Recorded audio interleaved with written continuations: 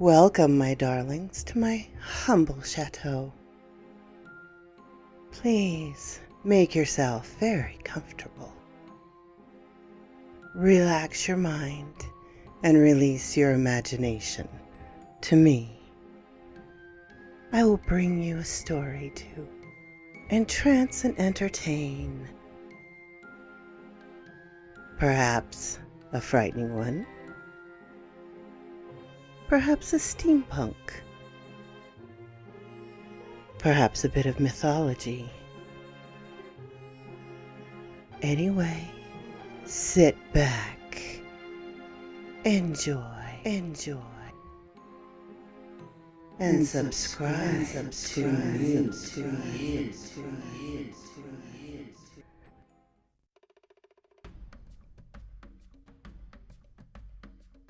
My darlings, since it's been such a fabulous Halloween week, I didn't want to leave Folklore Thursday out, so I have a short one for you here. This one was written by Diego Teran, who is part of A Distant Noise that I collaborate with. He was kind enough to give me some insight on folklore from Latin America. The Latin America is far more than just Mexico. These are some of their everyday tales that you may not have heard about. Monsters you may not be afraid of. Yet. Number 1, Brazil. Sirens aren't exclusive to Greek culture.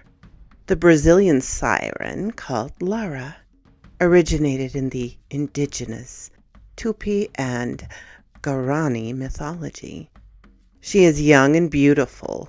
Half of her body is human, and the other half is either dolphin or manatee.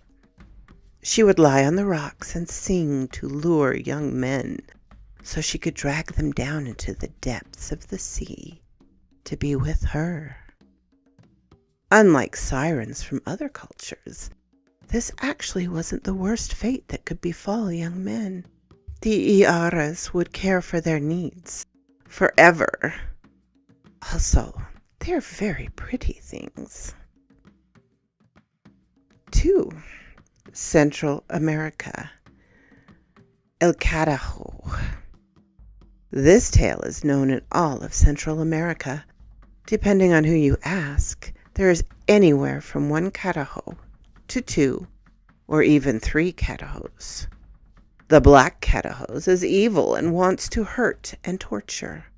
But there is a white one, benign and strong, that will protect people from natural and supernatural threats, including the black carajo.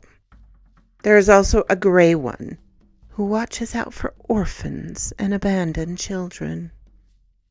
It is said that if any of the carajos follow you, no other spirit will come near you. Such is their power. Number 3. Honduras. La Sucia. This story is well known in Mexico and all of Central America, but this is the Honduran version. A beautiful girl of only 15 years old met a good guy. They wanted to get married, and after the families agreed and the wedding was underway, they were met with a tragic obstacle. Their friar asked for proof of both of their baptisms. She didn't have any proof, and so the wedding was canceled. The girl fell into a harsh depression and never took off her wedding dress. At some point, she learned the boy was going to marry someone else. She committed suicide, jumping from a cliff, and of course her spirit was condemned to wander the earth. Her ghost haunts lakes and lures men into the depths. She is so gorgeous that all of them fall for her. That is, until they come close enough to see what she truly is. She has a face so horrible but everyone who sees it goes mad. Number 4. Peru. El Tunche. And my apologies for all the mispronunciations. This tale comes from the Peruvian rainforest. El Tunche is a ghost in charge of protecting the forest itself. He walks the paths he walked when he was alive, and is tasked with collecting the souls of those who die in the forest, and with taking the lives of those who do any harm to the flora and fauna. Harm, real harm. You can get wood to make a fire. You can hunt to eat, but you can't hurt the rainforest for fun or sport. Some stories say he is a shapeshifter and can fool people, or that you can only recognize him by looking at his goat-like feet. All stories agree on something. He whistles, maybe to announce his presence and scare you away, maybe so you'll whistle back and give away your position. In any event, if you visit the Peruvian rainforest and suddenly hear a whistle, run. Just run. Number 5. Argentina. El Familiar. According to this story, the sugar refineries in the northern Argentina made a deal with the devil.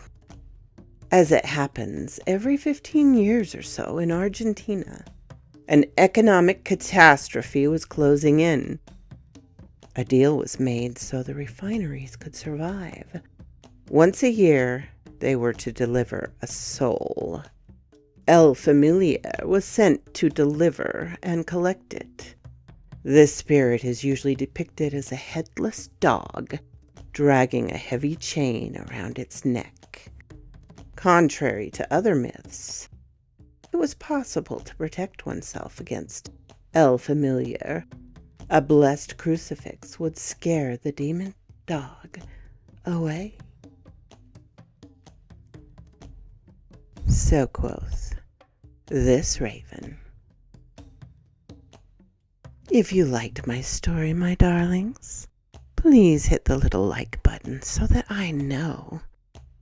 If you comment, I'll do my best to comment back. And visit A Distant Noise and Diego to let him know you liked it too. Ring the little bell and subscribe if you haven't, so you know when to come up and see me sometime. And I will see you on Saturday, darlings, with more Sarah Barkley.